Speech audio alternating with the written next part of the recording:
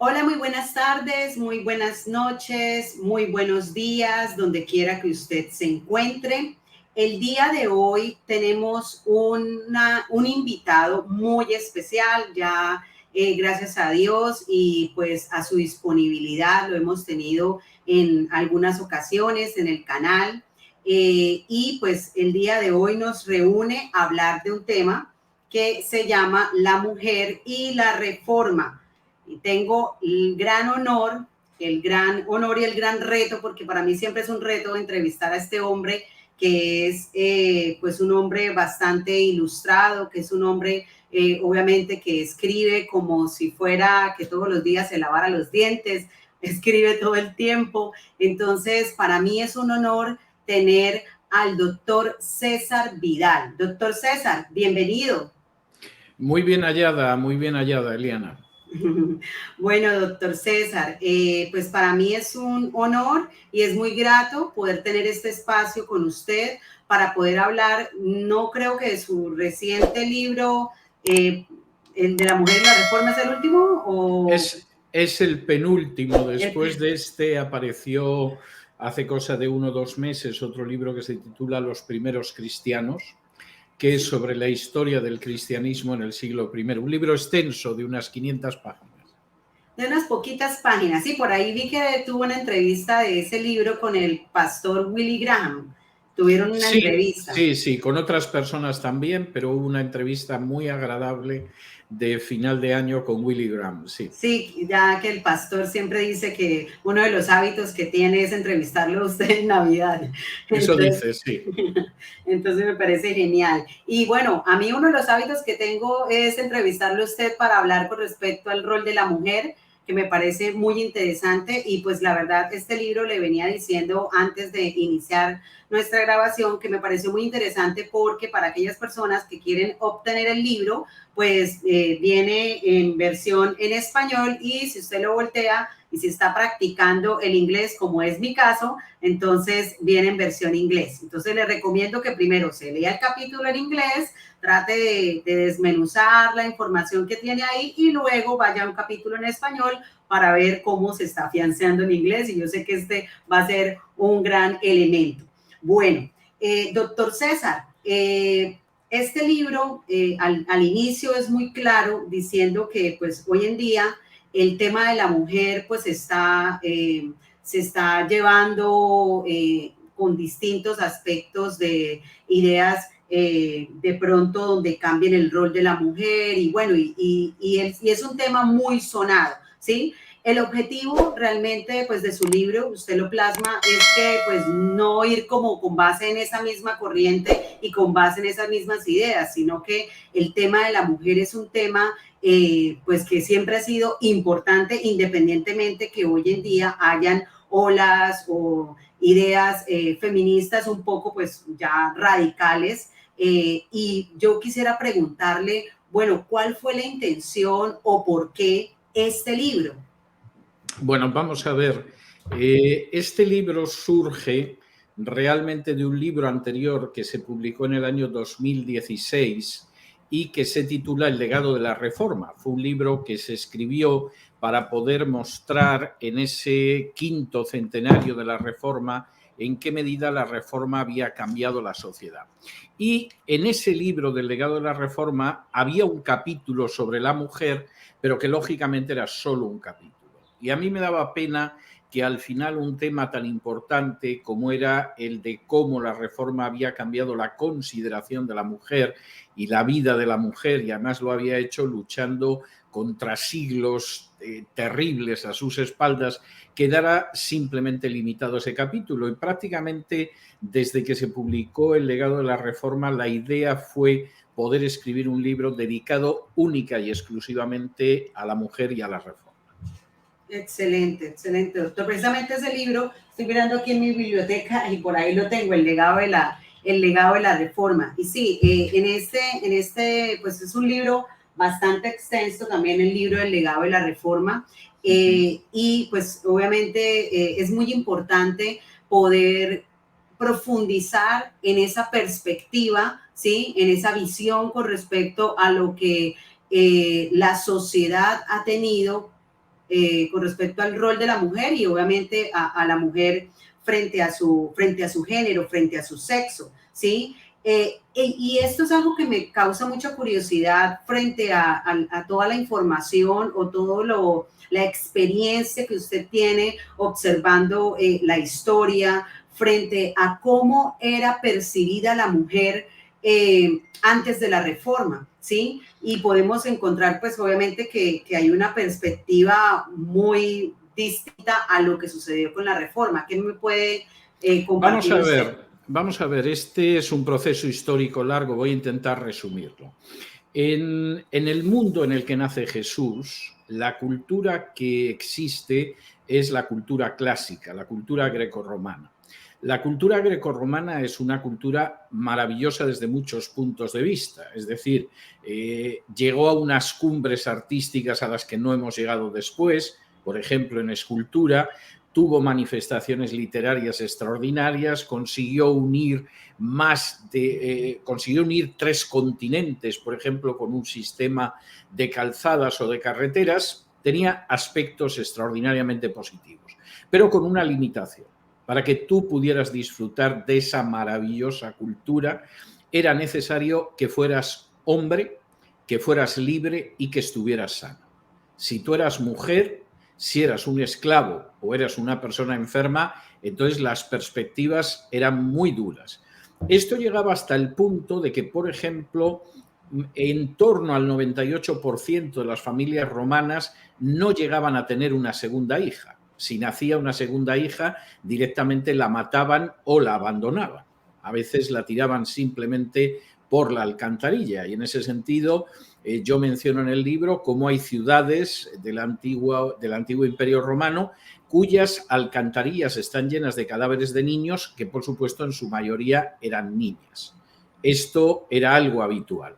Por supuesto, las posibilidades de morir con un matrimonio infantil, que eran los matrimonios de aquel entonces, a partir de los 10 años podías casar a una hija, o otro tipo de situaciones, pues hacía que verdaderamente el panorama de la mujer fuera muy difícil, la tasa de mortalidad era muy grande y en cualquier caso era un ser como mucho de segunda clase. Ya no te quiero contar si esa mujer además unía la condición de ser esclava o algo de este tipo, la situación era peor. Incluso en el antiguo Israel la situación de las mujeres no era una situación buena. Los judíos 3 veces al día le daban gracias a Dios porque no eran ni gentiles, ni mujeres, ni asnos, lo cual dice bastante de por qué se sentían muy orgullosos de ser varones judíos que no eran asnos. Esa situación cambia de manera radical con la llegada del cristianismo. Jesús es un personaje extraño que habla con mujeres y que se dirige a ellas. Cuando vamos a Juan 4 y el episodio de la samaritana, Juan dice claramente que los discípulos le vieron hablar con una mujer y dijeron, ¿pero esto qué es? O sea, un rabino hablando con una mujer. Jesús convierte en protagonistas de sus parábolas a mujeres, lo cual es algo todavía más difícil de creer, y admite entre el grupo estrecho que le sigue a todas partes a mujeres, de las que Lucas, por ejemplo, da el nombre de algunas de ellas. Esto hace que no le sorprenda a nadie que en el momento en el que huyen todos los discípulos como conejos, realmente las únicas personas que se quedan cerca de Jesús son mujeres. Y esto tiene una enorme lógica cuando se conoce el trato de Jesús. El cristianismo primitivo sigue en esa misma línea. El primer libro que se escribe del Nuevo Testamento, que es la carta a los Gálatas, establece claramente que en Cristo no hay ni judío ni griego, ni esclavo ni libre, ni hombre ni mujer, sino que todos son uno en Cristo. E incluso un personaje al que se ha acusado muy injustamente de misoginia, de machismo, etcétera, como es el caso del apóstol Pablo, cuando tú vas al último capítulo de la carta a los romanos y ves a sus colaboradores y a quienes saludan, casi el 50% eran mujeres. No porque hubiera una cuota feminista, ni un orden de paridad, ni cosa parecida, sino porque efectivamente en esa comunidad cristiana primitiva la gente se movía de acuerdo a los dones que había recibido el Espíritu Santo y parece ser que el Espíritu Santo no tenía ningún interés en discriminar a mujeres y a hombres. mujeres. De manera que eso es algo, podríamos hablar de ello horas, pero por dar alguna pincelada que permita ver lo que es el panorama del cristianismo primitivo del Nuevo Testamento. Esa situación varía de manera trágica en el momento en que en el cristianismo empiezan a entrar corrientes paganas que, por supuesto, son muy contrarias a la mujer, muy contrarias a la sexualidad, muy partidarias de un celibato obligatorio, que, como Pablo dice en una de sus pastorales, es una doctrina de demonios, precisamente esa de prohibir casarse, y eso hace que la visión de la mujer sea una visión cada vez más negativa. A lo largo de la Edad Media, un personaje al que algunos alaban, seguramente porque nunca lo han leído, porque escribió monstruosidades, como fue Santo Tomás de Aquino. Santo Tomás de Aquino, que no tuvo una idea original en su vida, todo lo copió de un filósofo del sur de España que se llamaba Ibn Rus, y además lo copió mal, pues es un personaje que alababa la esclavitud, alababa las mayores atrocidades y que llega a decir que la mujer en realidad es un hombrecillo mutilado.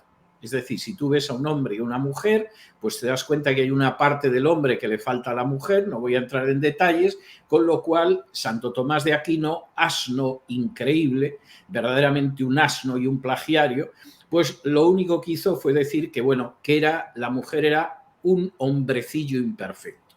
Esto llega hasta tal punto de que Santo Tomás de Aquino, en sus rebuznos inmensos a lo largo de su suma teológica, llega a decir que además la mujer nace mujer como consecuencia de la debilidad del esperma del varón o porque pueden soplar vientos y haber una época del año que es especialmente mala para engendrar hijos. Es decir, se supone que un varón, si tiene un esperma como debe tenerlo, va a engendrar siempre varones. Ahora, si el esperma del esposo o del varón pues es de mala calidad, es de segunda clase, o si soplan ciertos vientos, entonces nace ese hombrecillo mutilado, imperfecto que es la mujer. Insisto, Santo Tomás de Aquino sigue siendo el teólogo de cabecera de la Iglesia Católica y a veces he oído a algunos protestantes mencionarlo elogiosamente, lo cual demuestra que hablan de lo que no han leído jamás, jamás. Y es bien lamentable. Pero Tomás de Aquino, en última instancia, recoge toda una línea negativa de visión de la mujer, que dice que la mujer es la puerta del pecado, que dice que la mujer es la ocasión de que el hombre caiga, etcétera, etcétera. Como esto, quien lo escribía por regla general eran frailes y monjes y clérigos sometidos a un celibato bastante mal llevado, pues claro, evidentemente cuando veían a las mujeres, pues tenían que concebir que eran unos seres perversos que arrastraban al pecado. Pero claro, eso es como si yo tengo hambre y de la culpa de mi hambre pues la echo a un plato de espagueti que hay delante, que es la puerta del diablo y lo que me arrastra a mí. No, lo que me arrastra es el estómago vacío. Y en el caso de gente de sexualidad pervertida, pues evidentemente la visión de la mujer era una visión negativa. Esto llega hasta tal punto que algunos teólogos, de nuevo el asno Tomás de Aquino, pero también Agustín de Hipona, señalaban que la única razón por que existen las mujeres es por el hecho de que la especie humana tiene que multiplicarse. Y lamentablemente, como tiene que multiplicarse, existen las mujeres, pero seguramente si no se hubiera producido la caída en el jardín del Edén, la especie humana se multiplicaría sin necesidad de algo tan espantoso como acostarse con una mujer. Insisto, estas afirmaciones unánimes de teólogos católicos a lo largo de la Edad Media lo que demuestran no solo es una ignorancia teológica espantosa, sino un desequilibrio psicosexual digno del tratamiento directo de un psiquiatra. Y esto es algo que hay que tenerlo muy claro. ¿Qué pasa con esa visión de la mujer, la puerta del pecado, la causa de los males, el mal necesario, como se la define? Es un mal, no cabe la menor duda de que la mujer es un mal, pero claro, es necesario, porque si no, nos extinguiríamos como especie. Bueno, ¿qué pasa con esa visión cuando llega la Reforma? La reforma implica una revolución espiritual porque significa volver a las Escrituras. Es decir, pasamos por encima de toda esa cochambre, de toda esa podedumbre, de toda esa miseria espiritual que ha sido la Edad Media y el desarrollo del dogma católico, e intentamos regresar a la pureza del cristianismo primitivo que se encuentra en la Biblia. ¿Y con qué nos encontramos entonces? Bueno, con lo que nos encontramos es con un cuadro totalmente distinto. La mujer recupera totalmente su dignidad. Cualquiera que lea, por ejemplo, en mi libro de la mujer y la reforma, la infinidad de textos que hay sobre la mujer, sobre la sexualidad, sobre el matrimonio, sobre la familia, se encuentra con una visión teológica a años luz de las tinieblas de Tomás de Aquino o de Agustín de Hipona, ilustres asnos a la hora de tratar este y otros temas, porque primero de entrada se descubre que Dios creó a la mujer como varón y hembra. Es lo que aparece ya en el primer capítulo del Génesis. El primer mandato que recibe la humanidad en hebreo es el peru rebu, es decir, el creced y multiplicaos. Esto no es consecuencia de la caída. El sexo y la familia es algo bueno que empieza desde la creación del hombre, del ser humano, como varón y hembra. Doctor César, me gustaría de pronto, qué pena ahí de pronto interrumpirle un poco, pero me gustaría preguntarle, frente a eso, digamos, yo he podido ver y con su libro, obviamente, vislumbrar que efectivamente una mala teología, ¿sí? O una visión o un acercamiento a las escrituras de forma no, creo que no de forma clara, ¿sí? Siempre veo que hay una consecuencia frente a lo que tiene que ver con la sexualidad, ¿sí? Tanto en lo que se ve con respecto a toda la historia que usted nos está ilustrando y que en su libro está muy bien plasmado con respecto a San Agustín, a Tomás de Aquino, con respecto a esa visión errada, esa visión desproporcionada con respecto al sexo, con respecto a la mujer. Y hoy en día, que también no vemos a Santo Tomás ni a todos estos, pero vemos música en reggaetón, aún también en algunas iglesias que de pronto pues deberían pues fortalecer más su teología, también vemos una desproporción con respecto al tema de la sexualidad y de la visión de la mujer. De pronto, esa relación que existe entre la teología, ¿sí? Y la visión del sexo y la visión de la sexualidad y también pues, solamente el rol de la mujer. ¿Cómo lo ve usted ahí? Bueno, eso es cierto porque en última instancia no solo es la cuestión de la sexualidad o de la mujer, es cualquier tema. Es decir, no es lo mismo elaborar una teología a partir de las escrituras que elaborar una teología a partir de las tradiciones, del comportamiento de siglos, etcétera, etcétera. Por ejemplo, en el mundo protestante, en Hispanoamérica, evidentemente la mayoría de la gente ha salido de la Iglesia Católica antes de aterrizar en ese mundo protestante, pero mucha de esa gente que salió de la Iglesia Católica no salió de ellos. Y como no existe un conocimiento profundo de las Escrituras, se vuelven a repetir comportamientos, visiones, conductas que en realidad arrancan de toda esa teología pervertida de la Iglesia Católica. Es decir, cualquiera que vaya a mi libro y vaya, por ejemplo, a los capítulos sobre sexualidad, sobre familia, etcétera, donde aparecen multitud de citas de reformadores, muchos de ellos puritanos, verá que es un mundo positivo. Esta gente conoce la Biblia y te dice, no, solo los papistas y aquellos a los que inspira el diablo pueden decir que la mujer es un mal necesario. La mujer es el bien necesario. Y realmente sin ese bien necesario realmente no podríamos hacer nada. O te puede hablar del disfrute de la sexualidad dentro del matrimonio, o te puede hablar del amor que existe en un momento determinado entre dos esposos.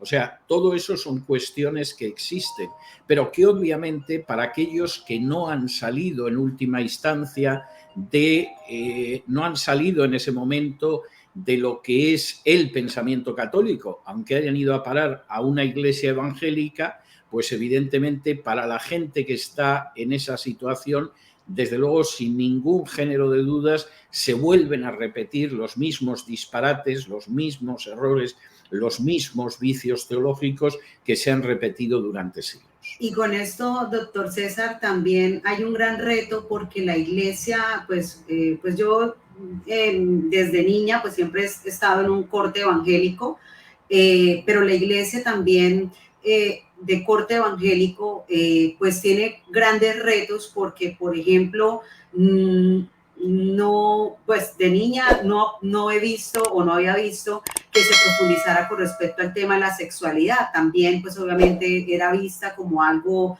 totalmente pecaminoso y hace falta, pues obviamente, una mayor preparación, ¿sí? De las personas. Simplemente bastaría con leer la Biblia. Es decir, cualquiera que lea un libro como El Cantar de los Cantares, que es una hermosa sucesión de cantos de amor y que además aborda lo que es la sexualidad en distintas etapas, es decir, durante la soltería, en el noviazgo, durante el matrimonio, durante la noche de bodas, etcétera, sabe que la Biblia no solo contempla de manera extraordinariamente positiva la sexualidad, sino que además la canta como un don de Dios. Cuando una persona, en vez de tener este conocimiento que aparece, por supuesto, en el Cantar, porque es un libro dedicado a ello, pero que aparece en Proverbios, que aparece en Eclesiastés, que aparece en multitud de libros de la Biblia. Cuando una persona, primero, ignora esto, mal.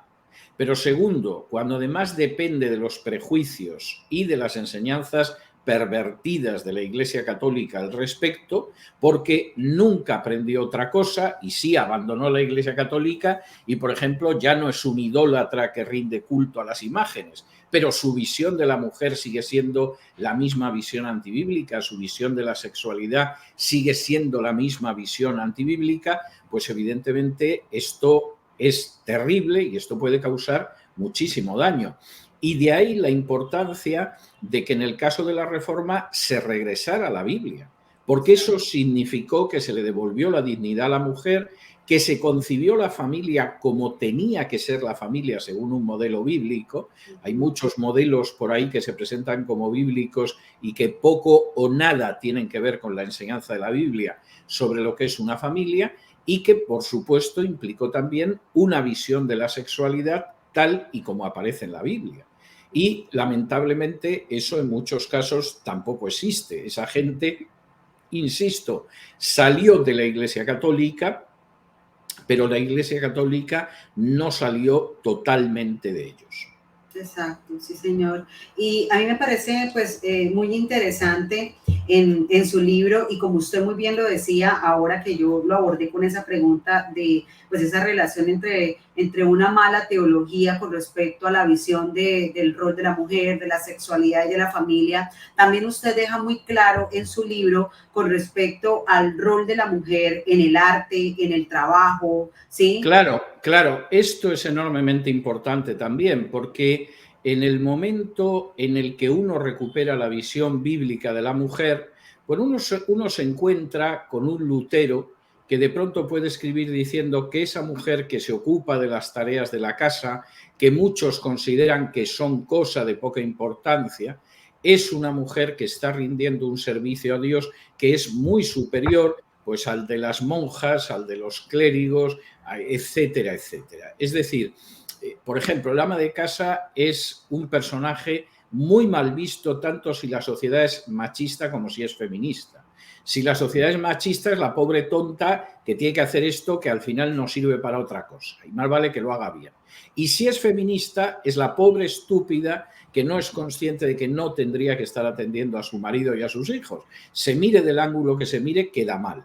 Bueno, pues en la Biblia no hay nada más que ir a un capítulo como el capítulo 31 de Proverbios para ver lo que es el modelo de mujer, y es una mujer que efectivamente atiende a su marido, atiende a sus hijos, pero que luego puede tener una capacidad de negocio, de trabajo, etcétera, que va más allá de ello y que la acerca a un cuadro de la mujer perfecta. De nuevo, finalmente la visión que se da no es una visión bíblica, y en la medida en la que no es una visión bíblica va a ser una visión torcida, va a ser una visión distorsionada y muchas veces va a ser una visión perversa. Claro, en el caso, por ejemplo, de la Reforma, implicó que la mujer se pudiera educar, cosa que ahora parece que es relativamente normal. No lo era hace muy poquitos años, tengo que decirlo, y en algunos sitios sigue sin serlo. Pero efectivamente la Reforma abre el camino de la educación a la mujer. La Reforma abre el camino del arte a la mujer. Las primeras compositoras aparecen precisamente con la Reforma. No las primeras poetisas, porque había habido alguna poetisa en la Edad Media que se podía dedicar a eso, pero realmente con la Reforma incluso aparecen las primeras compositoras y empiezan a abrirse los ministerios eclesiales para las mujeres, que todavía hay gente que, en fin, tocar este tema pues es como meterse en las honduras del misterio de la Santísima Trinidad, ¿no? Pero que efectivamente significó, por ejemplo, que en épocas de persecución comunidades evangélicas pudieran sobrevivir, precisamente porque había mujeres que podían asumir ministerios de enseñanza, de pastorado, de evangelización, etcétera, etcétera, ¿no? Este es un libro sin duda de carácter histórico, es decir, está lleno, y tú lo sabes, de referencias históricas, de fuentes históricas, de citas históricas, pero no pretende ser un libro para gusto y complacencia de aquel a que le gusta la historia. Este es un libro que tiene una visión eminentemente práctica, y es que conozcamos lo que fue el legado de la Reforma en relación con la mujer y que a partir de ahí podamos pensar y reflexionar si el papel que tiene la mujer es un papel de acuerdo a la Biblia o, por el contrario, es un papel en el que hemos terminado asignando a la mujer no mirando lo que dice la Biblia, sino mirando fundamentalmente determinadas tradiciones que pueden venir de nuestros abuelos. Doctor César, a mí lo subrayé en el libro porque me pareció como algo atrevido y un poco como romántico entre el atrevimiento. Voy a leerlo tal cual como lo tengo aquí. Dice, la Biblia comparaba a las mujeres con las hembras más ardientes de la naturaleza y no lo hacía como una acusación vergonzosa, sino todo lo contrario, porque con ese comportamiento estaban magníficamente dotadas para lograr el recreo y la satisfacción del esposo.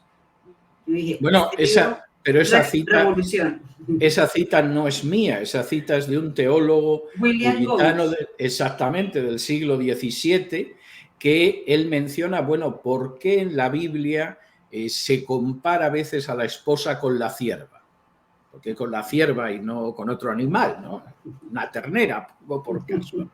Y entonces él dice, bueno, hay una razón fundamental, las ciervas son muy apasionadas, son muy fogosas, y por lo tanto la comparación es clara, es decir, la relación sexual en el matrimonio pues tiene que ser una relación hermosa, de entrega, de cariño, de pasión, y esto es algo que lo enseña hasta la misma Biblia, o sea, pensar que eso es una especie pues de trámite que hay que cumplir ocasionalmente y, en fin, esperando que... de fornicación no legalizada, como bueno, usted lo escribe en su libro. Pero eso decía Tomás de Aquino. Exacto. Es decir, Tomás de Aquino y Agustín de Hipona, de nuevo, en tremendos rebuznos teológicos, sostenían que las relaciones sexuales en el matrimonio eran una fornicación de segunda clase. Incluso Tomás de Aquino sostenía que era un pecado venial, lo cual es un verdadero disparate. Yo, cada vez que oigo que hay gente en ámbitos protestantes que se dedica a alabar a Tomás de Aquino, de lo que estoy absolutamente convencido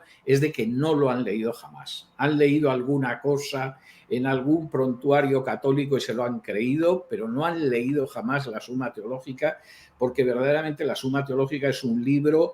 No voy a decir que a una persona que conozca la Biblia, a una persona que solo tenga algo de sentido común, solo le puede provocar un profundísimo horror.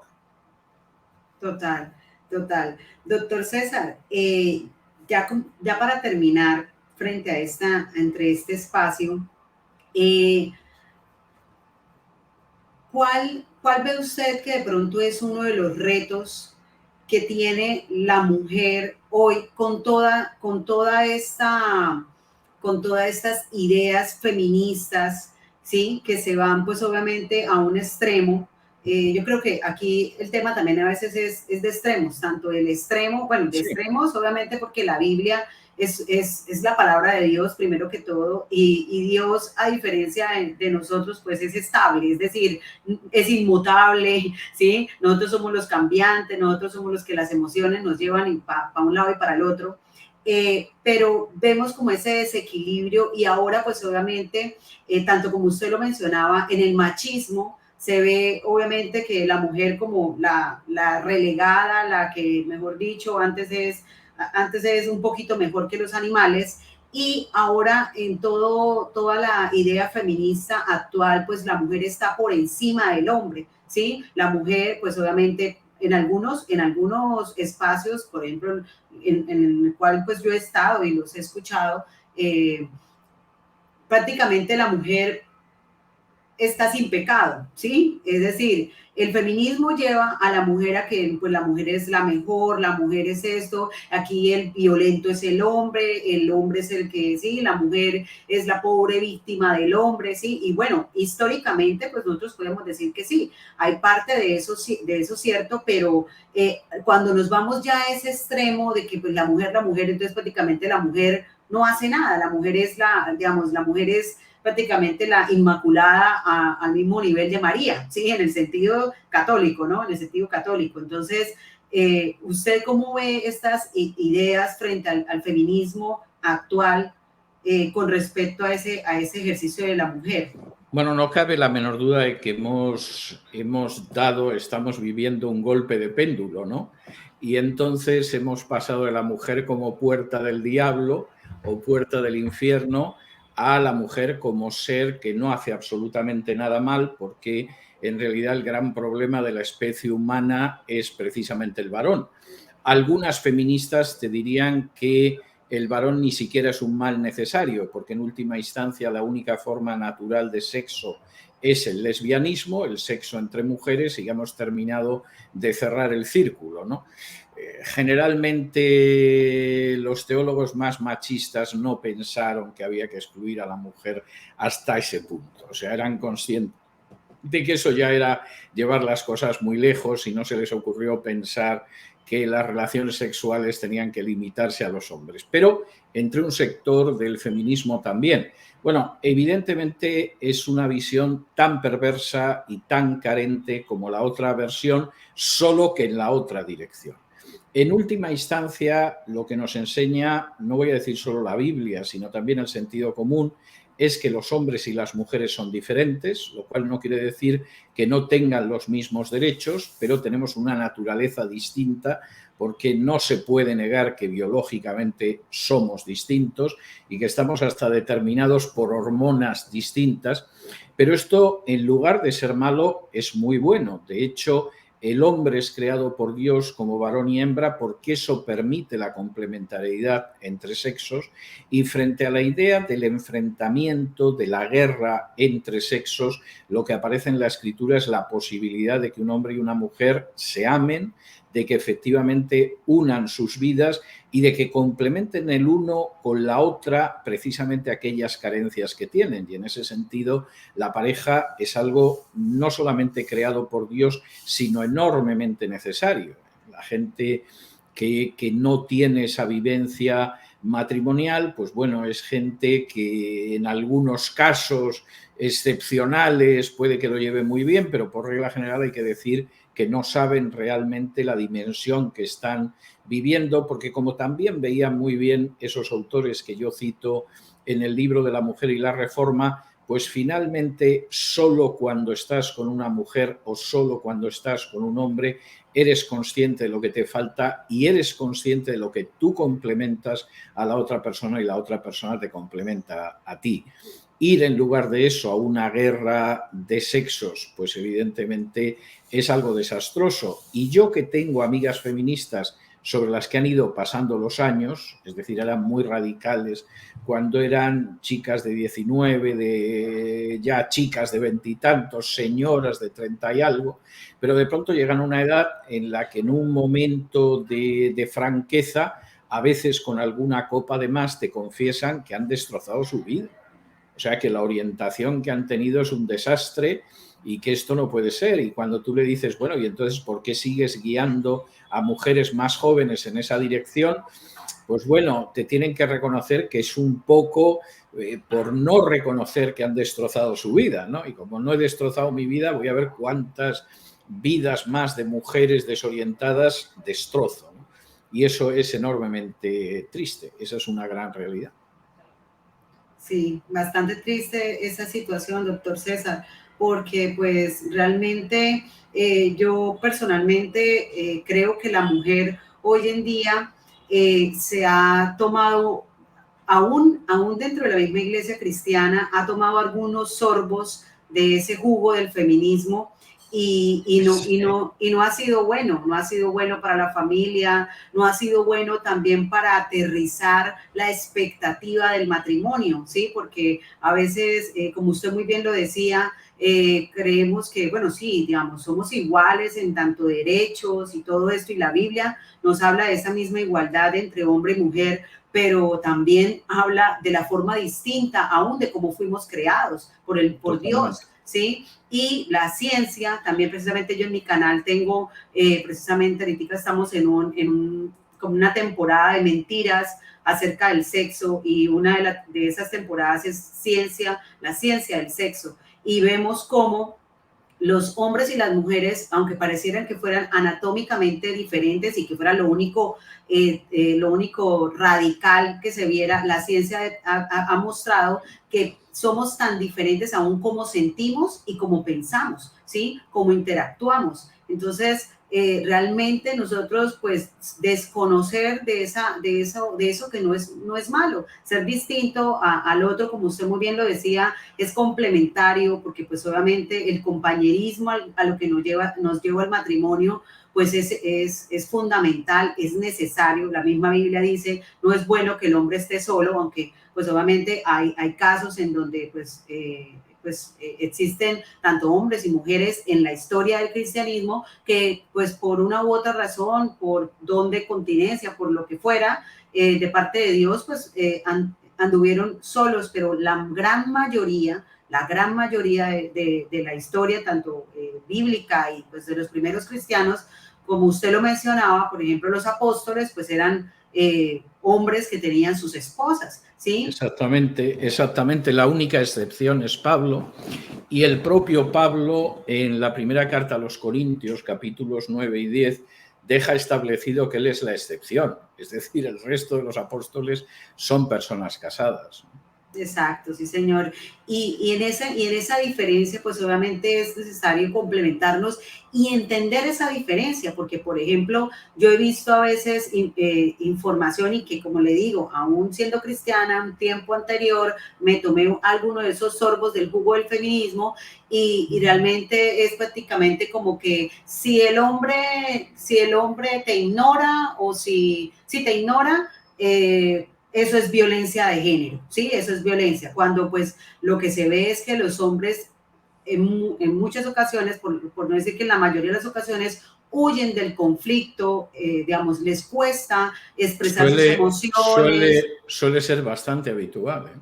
Exacto. Y mire, podemos ver un caso que creo que ustedes lo revisaron en su programa, doctor César, con Cristina Seguí, creo que es, revisaron, Sí. por ejemplo, también el tema de lo que pasó con Johnny Depp y con la chica que que lo demandó por violencia y todo esto, y cómo él pues también huía de situaciones de conflicto, de violencia, y cómo ella pues lo retaba que no te vayas, que quédate aquí, ¿sí? Porque pues obviamente existen también esas diferencias entre cómo el hombre y la mujer enfrentan esas situaciones de conflicto, ¿sí? Y cuando no conocemos estas diferencias a nivel de conducta, a nivel de comportamiento, a nivel de cómo afrontamos las situaciones, pues ya le estaríamos catalogando y satanizando a todo lo que también representa el hombre como algo que no es, pues que no es bueno y que pues ya con eso entonces es violencia, ¿sí? Yo creo que prácticamente se ha generado como ese concepto de violencia intrafamiliar o violencia de género a cualquier acción que el hombre haga y que me haga sufrir, ¿sí? Sí. Independientemente si O realmente... que simplemente me moleste. Exacto, o que simplemente me moleste, total. O que no cubra mis expectativas, es decir, puede ser muy variado. Exacto, sí, señor. Bueno, doctor César, como siempre, es un gusto poder hablar con usted. Yo sé que usted pues se la pasa pues bastante ocupadito. Espero obviamente que pueda descansar un poco de aquí a cuando inicie la siguiente temporada de su programa. Y bueno, muchísimas gracias y que Dios le bendiga. Fue un placer, fue un placer. Hasta la próxima.